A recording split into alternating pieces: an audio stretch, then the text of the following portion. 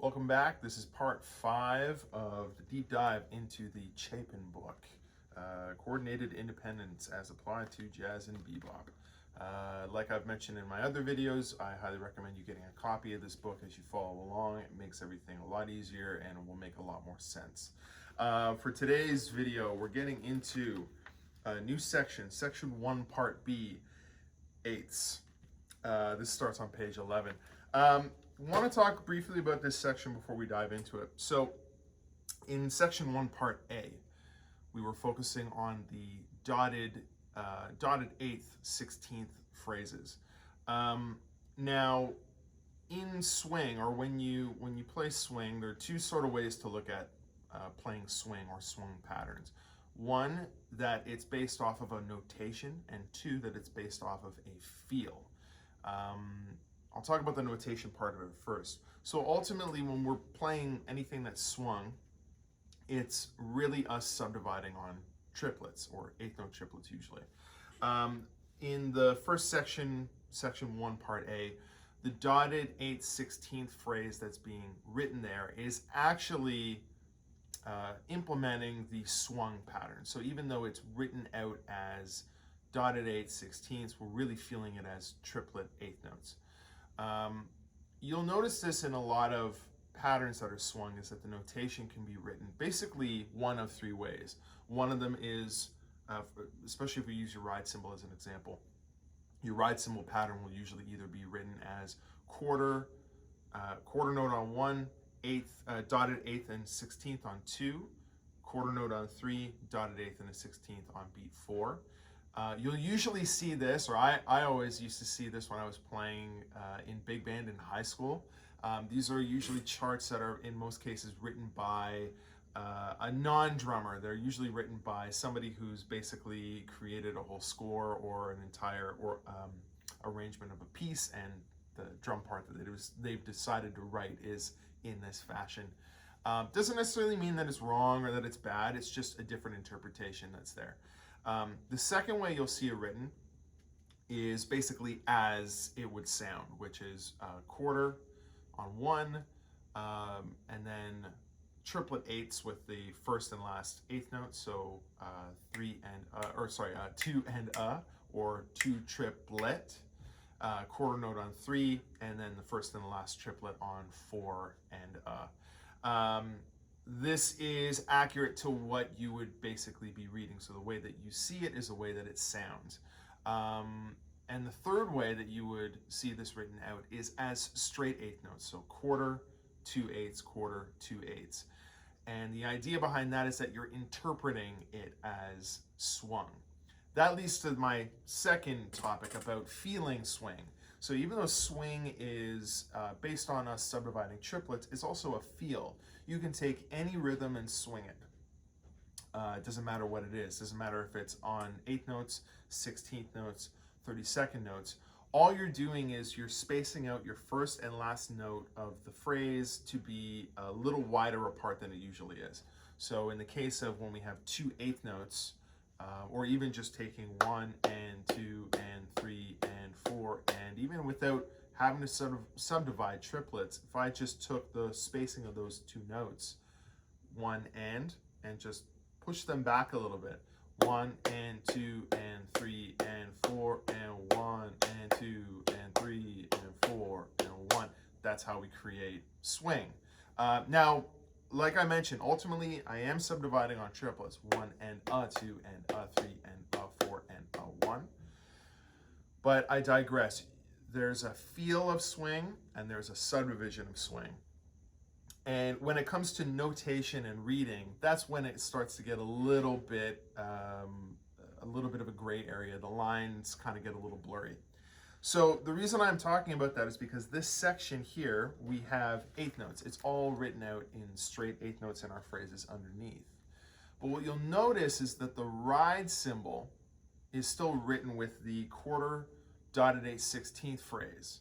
Now, like I mentioned, there's two ways that you can interpret this. So one, if I were reading this, on a big band chart, or just, somebody puts a chart in front of me, I would probably just read this as You know, the first one there, we have straight eighth notes going all the way through. I would probably just end up reading that as 1 and a 2 and a 3 and a 4 and a 1, 1, a 2, a 3, a 4, a 1.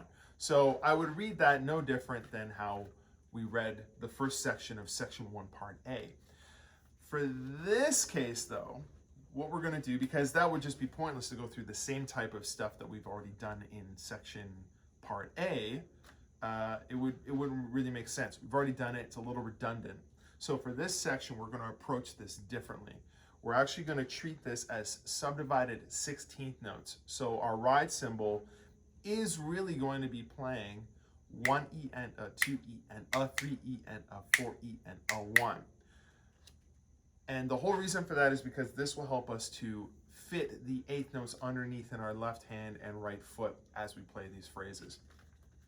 What's the importance of doing this type of thing? Well, one important aspect of playing time is having the ability to push and pull our subdivisions.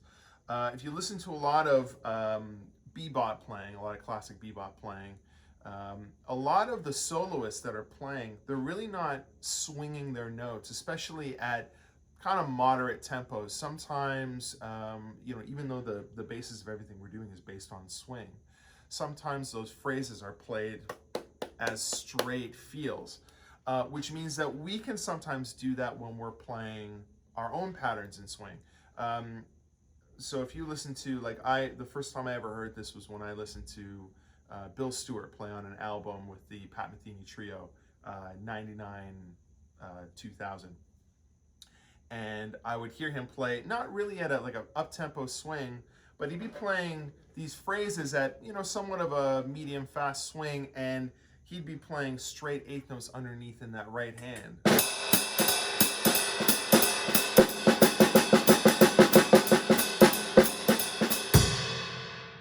Similar to that.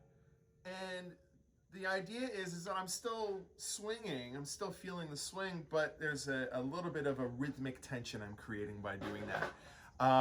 Also, if you listen to a lot of albums that change feels from maybe like a halftime feel or like a 2 feel to a double time feel, the way that they will tend to do that is by taking the pattern they're playing and subdividing on 16th notes in order to imply a faster tempo. So for example, if I were playing something along the lines of a tempo like,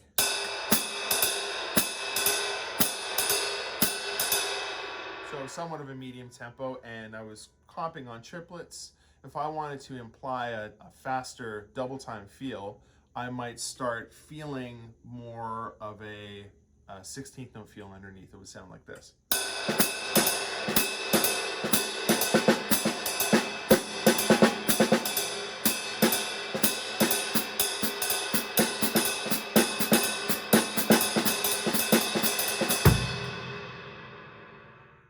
So in essence, even though I'm still swinging, I'm kind of subtly feeling 16th notes under the phrase.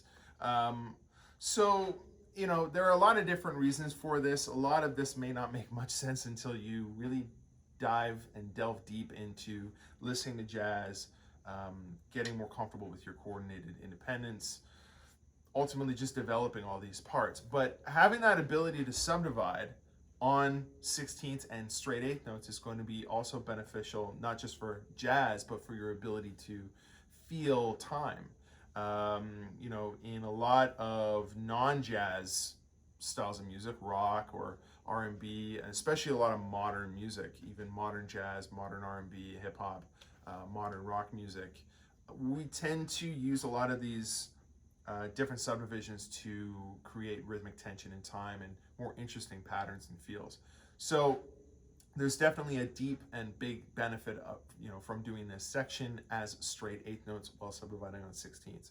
So as I go through it, I'll be breaking it down at a little bit of a slower tempo than I usually have been, but not much of a difference that it would create any hardship for you to be able to figure out what's happening. But just enough so that you can get a good enough feel of the phrases and you can feel where everything is going to be. Another small side note that I thought I would just add in real quick is that one other interpretation of these phrases that you can use is where you're going to straighten up your ride cymbal to play quarter note, 2/8, quarter note, 2/8. This is more along the lines of a Latin feel, or kind of what we call a straight 8 swing or ECM feel, where you're essentially, instead of just playing general swing, flattening everything out to be straight.